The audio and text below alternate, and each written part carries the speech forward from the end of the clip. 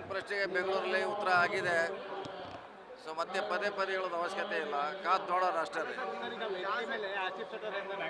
ಭವಿಷ್ಯದಲ್ಲಿ ಸತೀಶ್ ಜಾರಕಿಹೊಳಿ ಮುಖ್ಯಮಂತ್ರಿ ಆಗ್ತಾರೆ ಅಂತ ಹೇಳಿ ಅದು ಹೇಳೋ ಬಹುಶಃ ಈಗ ಅಲ್ಲ, ನಾಳೆ ಅಲ್ಲ, ಬಹುಶಃ ಭವಿಷ್ಯದ ನಾಳೆನೂ ಬಂತು ಭವಿಷ್ಯದಲ್ಲಿ ನಾಳೆ ಬಹುಶಃ ನಾಳೆ. ಬಹುತೇಕ ಶಾಸಕರು ಯಾರು ಕೆಲಸ ಮಾಡ್ತಾ ಇಲ್ಲ, ಸಚಿವರು ಮಾಡ್ತಾ ಇಲ್ಲ ಅಂತ ಹೇಳ್ತಿದ್ರು. ನೋಡಿ ಒಂದು ಕಡೆ ಪರೋಕ್ಷವಾಗಿ ಉತ್ತರ ಕರ್ನಾಟಕ ಆಗಲಿ ಅನ್ನೋ ನಿಟ್ಟಿನಲ್ಲಿ ಅವ್ರು ಹೇಳಿಕೆ ಇಟ್ಟಿದ್ರು. ಒಂದು ಕಡೆ ಆಗುತ್ತೆ, ಒಂದು ಕಡೆ ಆಗೋಲ್ಲ, ಎರಡೂ ಆಗಿದೆ. ಕೆಲವು ಆಗಿಲ್ಲ ಒಪ್ಕೊಳ್ತೀವಿ, ಆಗಿದ್ದು ಕೂಡ ಇದೆ, ಭಾಳಷ್ಟು ಇದೆ. ಈಗ ಉದಾಹರಣೆ ಬಸ್ ಕೊಟ್ಟಿದ್ದಾರೆ, ಸಿಟಿ ಕೂಡ 100 ಕೊಡ್ತಾ ಇದ್ದಾರೆ.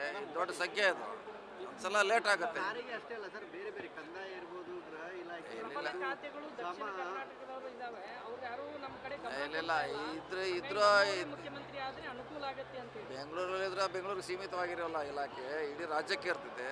ರಾಜ್ಯಕ್ಕೆ ಮಾಡ್ತಿರ್ತಾರೆ, ಸ್ವಲ್ಪ ವಿಳಂಬ ಆಗಿರ್ಬೋದು, ಅದು ಒಪ್ಕೋತೀವಿ ಅಷ್ಟೇ. ಸರ್, ವಿವಿಧ ಇಲಾಖೆಗಳಲ್ಲಿ ಭರ್ತಿ ಆಗ್ತಾ ಇದೆ, ಒಳ ಮೀಸಲಾತಿ ಜಾರಿ ಆಗ್ತಾ ಇಲ್ಲ. ಇಲ್ಲ ಸದ್ಯ ಒಳ ಮೀಸಲಾತಿ ಇಲ್ಲ ಸದ್ಯಕ್ಕೆ. ದಲಿತರಿಗೆ ಕಾಂಗ್ರೆಸ್ ಸರ್ಕಾರ ಪದೇ ಪದೇ ಅನ್ಯಾಯ ಮಾಡ್ತಾ ಇದೆ ಅಂತ ಹೇಳಿ ಏನು ಯಾವ ವಿಷಯ? ಮೀಸಲಾತಿಯನ್ನು ಹೊರತುಪಡಿಸಿ ಏನು ಈಗ ನೇಮಕಾತಿಗೆ ಮುಂದಾಗಿದೆ ಸರ್ಕಾರ ಅನ್ನುವಂಥ. ಯಾರಿಂದ ಅದು ಯಾರು ತಡೆ ಹಿಡಿದವ್ರು? ಯಾರು? ಕೋರ್ಟ್ ಹಿಡ್ದಿದ್ದಾರೆ.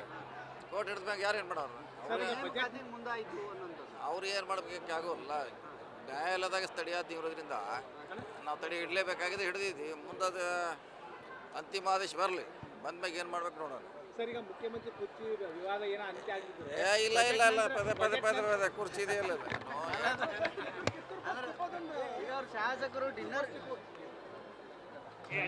ಫಸ್ಟ್ ಹೇಳಿರಲ್ಲ ಅದು ಸುಮಾರು ಒಂದೂವರೆ ತಿಂಗಳಾಯ್ತು ಸರ್. ಕರೀರಿ, ಬೇಡಿಕೆ ಇದೆ ಸರ್ ಜನರಿಗೆ. ಮಾಡ್ತಾನೆ ಹೇಳಿ.